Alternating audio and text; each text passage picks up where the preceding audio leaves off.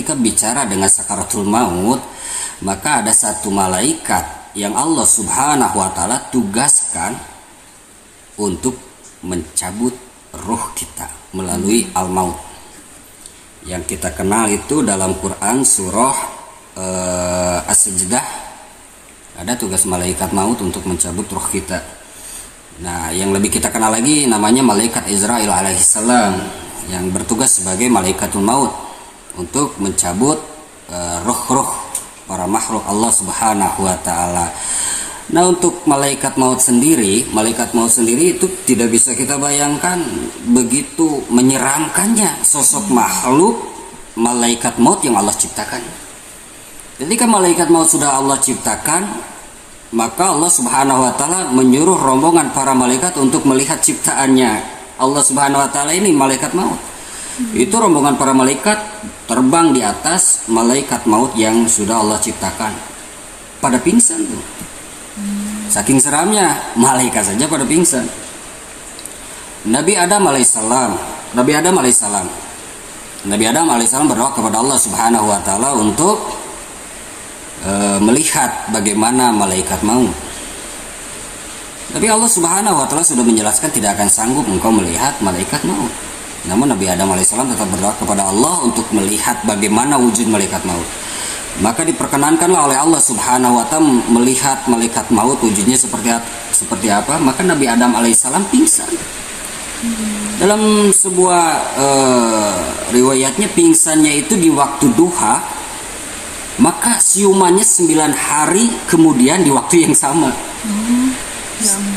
Ketika siuman, Nabi Adam alaihissalam berkata tidak ada lagi makhluk yang paling menyeramkan kecuali malaikat maut yang Allah ciptakan. Begitupun Nabi Ibrahim alaihissalam, tidak ada makhluk yang Allah ciptakan lebih menyeramkan daripada malaikatul maut.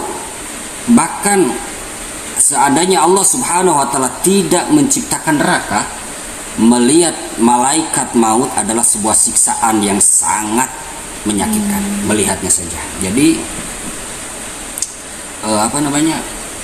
sangat menyeramkan, dan itu kita akan berjumpa suatu saat dengan malaikat maut, karena setiap makhluk akan menjumpai yang namanya maut, sudah pasti dan otomatis berjumpa dengan malaikat maut.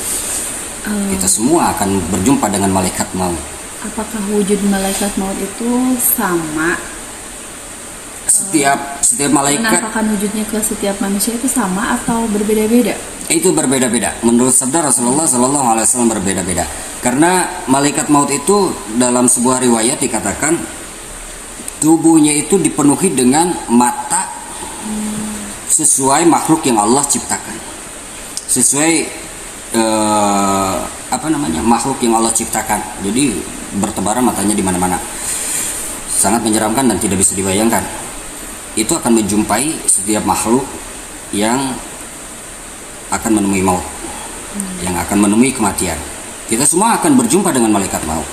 Namun perjumpaan itu dalam hadis Rasulullah Sallallahu Alaihi Wasallam, ketika amalnya baik, malaikat maut itu beserta malaikat yang mendampinginya akan berwujud seperti orang yang bersih, tampan, bahkan bercahaya, dan dia akan duduk di samping ahli mayit. Sejauh mata memandang, malaikat itu akan berjejer menyambut ruhnya, dan malaikat itu akan menampakkan amal-amal ibadah yang telah dilakukannya.